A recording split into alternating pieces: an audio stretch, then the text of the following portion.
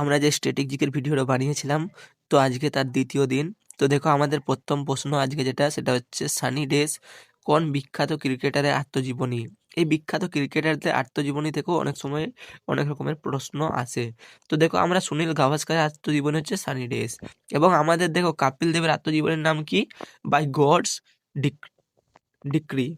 এরপরে আমাদের কিছু দেখো আত্মজীবনী লেখাই আছে। প্রথম হচ্ছে সচিন টেন্ডুলকার, যার আত্মজীবনী হচ্ছে playing it my way.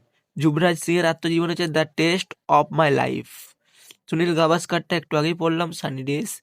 Sania Mirza হচ্ছে ace against odds. Saina Nehwal, তার আত্মজীবন হচ্ছে প্লেইং টু উইন।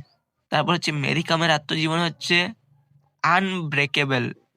তারপর হচ্ছে মিল্কা সিংটা অনেক সহজ বটে, the race of my life.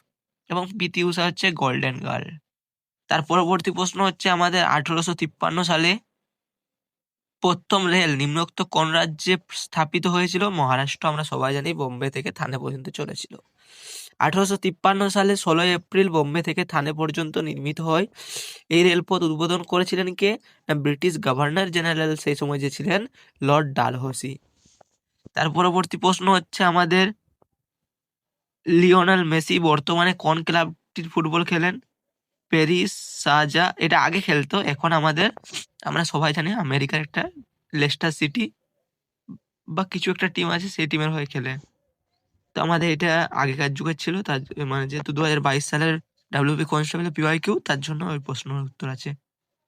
Amartya Sen নিম্নলিখিত কোন বিষয়ে তার অবদ- অবদানের জন্য নোবেল পুরস্কার লাভ করেন? আমরা সবাই জানি তিনি অর্থনীতির জন্য নোবেল পুরস্কার পেয়েছিলেন। অমর্ত্য সেন 1998 সালে অর্থনীতিতে নোবেল পুরস্কার লাভ করেন। তিনি দুর্ভিক্ষ, মানব উন্নয়ন তত্ত্ব ও জনকল্যাণ, অর্থনীতি ও গণ দরিদ্রের অন্তর্নিহিত কার্যকারণ বিষয়ে গবেষণা এবং উদারনৈতিক রাজনৈতিক অবদান রাখার জন্য তিনি এই পুরস্কার পেয়েছেন। কোন শহরকে ভারতের ম্যানচেস্টার বলা হয়? আহমেদাবাদকে ভারতের ম্যানচেস্টার বলা হয়। আহমেদাবাদকে ভারতের ম্যানচেস্টার বলার কারণটা কি? কারণ হচ্ছে এটি ভারতের বৃহত্তম বস্ত্র উৎপাদন শহর। ক্লাসটা কেমন লাগলো কমেন্টে জানিও অবশ্যই।